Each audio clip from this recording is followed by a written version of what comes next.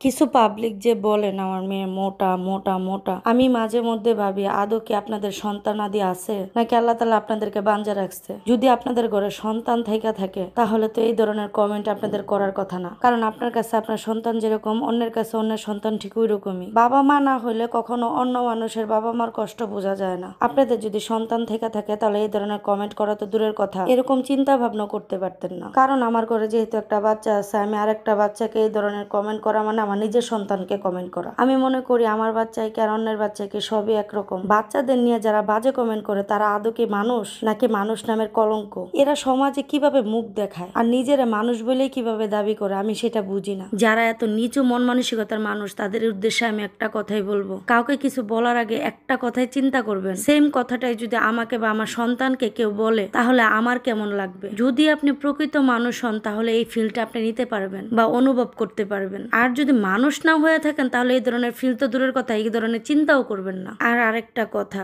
আপনাদের ঘরে যদি সন্তান থাকতো তাহলে আপনারা অন্তত বাচ্চাদের গ্রোথ সম্পর্কে আপনার ধারণা থাকতো। এই বয়সের বাচ্চারা একটু মোটা থাকে এমন না যে 20-25 বছর বয়স হয়ে গেছে, ওর এখন কন্ট্রোল করার দরকার আছে।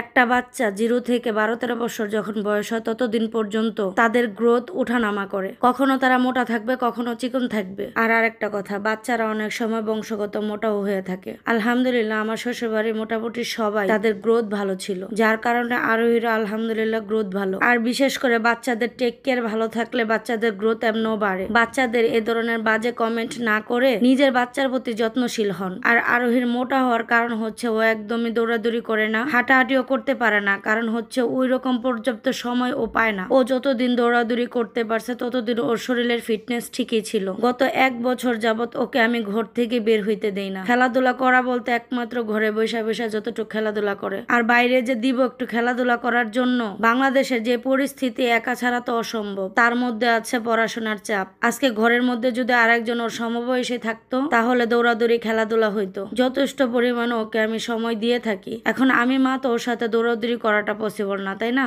সত্যি কথা বলতে আপনাদেরকে আমি যতই বলবো এই ধরনের কথা, আপনারা এগুলা মাথায় নিবেন না বা কানেও শুনবেন না, কারণ আপনাদের তো এই ধরনের মন মানসিকতা নেই। আপনাদের হচ্ছে বাজে কমেন্ট করা মূল উদ্দেশ্য।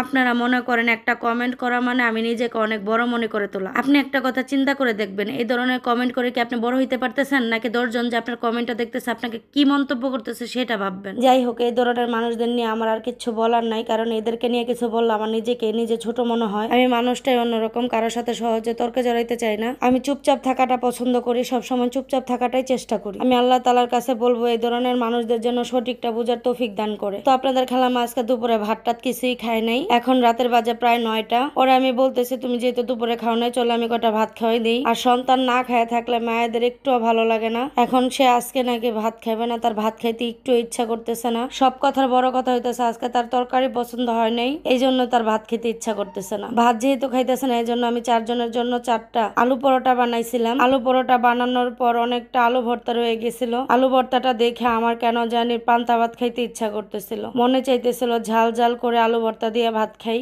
এই জন্য আমি গরম ভাতের মধ্যে পানি ঢাইলা আলু ভর্তা দিয়ে এখন খাইতেছি। একটা জিনিস কি, রুহুতে যা চাইবে সেটা যদি মজা না হয় তাও মজা লাগবে। এই পান্তা ভাতগুলো আমার কাছে এত মজা লাগতেছিল, মনে হইতেছিল অমৃত খাইতেছিলাম। আমি আর আলু পরোটা খাইনি, ওরাই খাইছে, আমি এই পান্তা ভাত গুলাই খাইলাম। আর এত বেশি পরিমাণে আমি পান্তা ভাত নিইনি, খুব অল্প পরিমাণ পান্তা ভাত নিয়েছিলাম আমি, যেহেতু আমি রাত্রে কিছু খাই না কিন্তু মাঝে মধ্যে খাই আর কি। আলু ভর্তাটা দেখে লোভ সামলাইতে পারতেছিলাম না, তাই ভাতগুলা খাইলাম, না হয় আজকে রাত্রে আর খাওয়া হইতো না আমার।